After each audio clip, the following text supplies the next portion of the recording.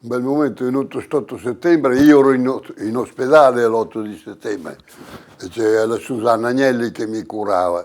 Sono venuto a casa perché erano 8-9 mesi che io non venivo a casa. Sono arrivato a casa c'era da stare così perché i tedeschi come la mettono, come la fanno. Io in treno mi sono difeso perché sono saliti 2 tedeschi, ma loro non hanno detto baio, hanno detto, sono scesi a Orvieto, sono andati via. Quando poi ho sentito Botto che chiamava i piloti a rientrare, Falconi a rientrare al terzo stomaco, compagnia bella, sebbene che ero ingessato, perché avevo avuto l'incidente prima io, ho preso la bicicletta, sono partito, sono andato a Torino in bicicletta.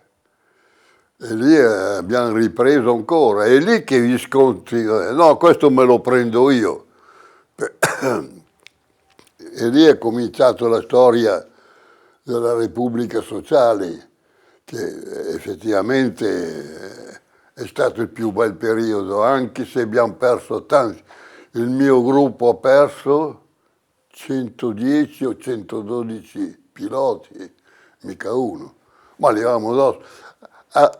Eravamo dei pazzi, non eravamo persone normali.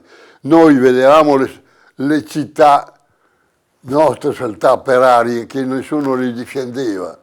C'eravamo noi, il guidacaccia, 130 corrieri, i corrieri erano i bombardieri, 60 bionde, 70 biondine. Le bionde erano i caccia monomotori e i caccia bimotori. Noi partivamo in 10-12. Dove andiamo? Sapevamo meglio di noi. Sapevamo di partire ma non di tornare. Perché un giorno sì, c'era 1 o 2 morti da noi. Un posto vuoto a tavola o 2 posti vuoti a tavola. Era un macello. E finché abbiamo potuto abbiamo tirato avanti. Per me è stato il miglior comandante che abbiamo avuto. Era un uomo che sapeva cosa voleva. Se c'erano 2 aeroplani, uno era per lui. Ma lui dov'è? Sempre in tutte le azioni c'è stato. È mancato in una volta o 2 perché era andato a finire all'ospedale quando si sono puntati uno con l'altro, fra lui e il comandante americano. Ed era l'uomo che sapeva tutto. E lui, essendo nato in Africa, che lui è nato da genitori italiani in Africa, no? In Africa il punto più alto qual è? La Palma.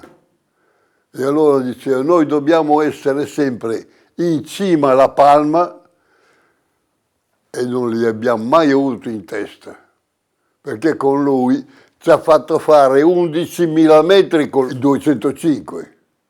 Sentivamo i comandi a vuoto perché non li sentiva più, non c'è l'importanza all'aria, ma 11.000, 11.200, ma in testa non li abbiamo mai avuti, mai.